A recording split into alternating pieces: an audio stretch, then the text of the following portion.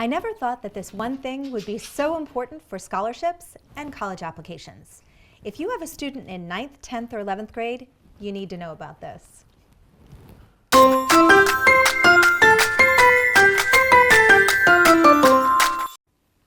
That one important thing is the PSAT. Should your child take the PSAT, and when should they take the PSAT? First, the definitions. PSAT stands for Preliminary SAT / National Merit Scholarship Qualifying Test. Basically, they'll take the top 10% of students who take the test in your state, and they'll award them awards in 3 different levels, be it commended, semifinalist, or finalist. And the PSAT is different from the SAT, which stands for Scholastic Aptitude Test, in that it's a little bit shorter and the math questions are a little bit easier. Basically, it's like a practice SAT. So, should you have your child take the PSAT? It's not required necessarily for colleges, but the answer is yes. And here are 4 really important reasons why your child should take the PSAT. Reason number 1 is the PSAT is literally a qualifying test for a scholarship. And that National Merit Scholarship is about $2,500, which would be wonderful towards the cost of college. Reason number 2, this qualifying test, many colleges accept the awards and offer full tuition scholarships or full tuition plus room and board scholarships for commended, semifinalist, or finalist scorers. And that's huge. I'll try to list some of the colleges that accept that. There are so many, you can look on your own.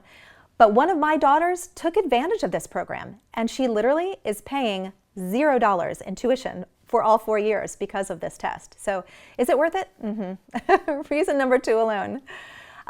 Third reason is being awarded one of these top 3 levels is a great award when you go to apply for scholarships or apply for college admission. Colleges and scholarships will recognize this test because it's a nationally recognized test, the National Merit Qualifying Exam.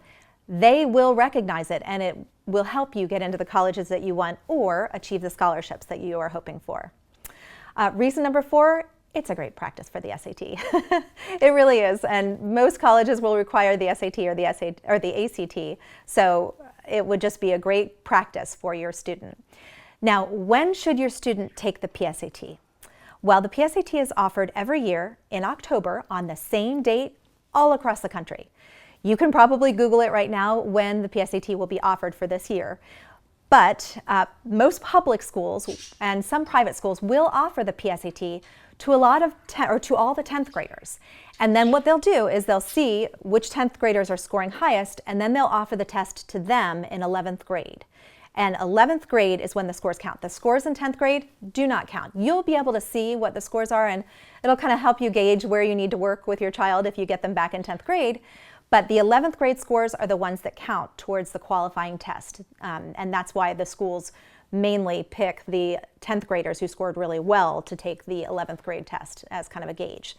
However, if you're in that situation where your 11th grader did not get chosen to take the PSAT, or your school does not offer it, or you are homeschooled, you can totally work around that.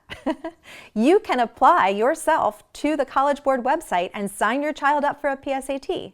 So literally, you just go to the College Board website and you make an account, and then they'll ask you what your homeschool is. You put that in, or literally homeschooling, and it will bring up the schools in your area who are offering the PSAT that year. So you can literally pick a school that you're familiar with, or your favorite school, or maybe your child has some friends that go to one of these schools. Pick that school and you can register yourself.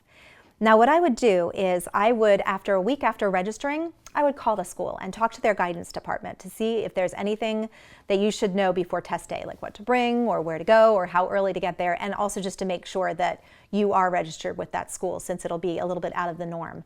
But it is possible, and I highly recommend it. Now, send this video to your friends who have kids in 9th, 10th, and 11th grade, because as a parent, I know that these benefits that I just talked about are really worth it. And a lot of people don't even know, or they find out too late.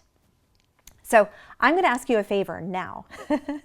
If you can, take like 2 minutes and answer a survey for me. In the notes below, I'll link a survey that goes right to a survey that'll ask you, what is your biggest question or your main question about middle school or high school or getting ready for college years? Is it testing? Which tests to take? Is it transcripts? How to make your transcripts look appealing to college applications? Is it Christian school versus secular school? I list off a bunch of suggestions for you in the notes below, so take a look at that and see if that rings any bells or comes up with something that you'd be interested in hearing about. And leave me a comment below or go ahead and go to the survey. I am putting together a course called the High School Map, and it's for how to prepare for the college application years without missing crucial steps, because there are crucial steps, and I would love to help you. If you're one of the first 75 that do the comments or the surveys, I will invite you to be in a beta group that will experience the course first. And my goal is to give you such good information that you will want to leave me a super great review. So that's it for today. Hope this video was helpful to you, and I'll talk to you soon.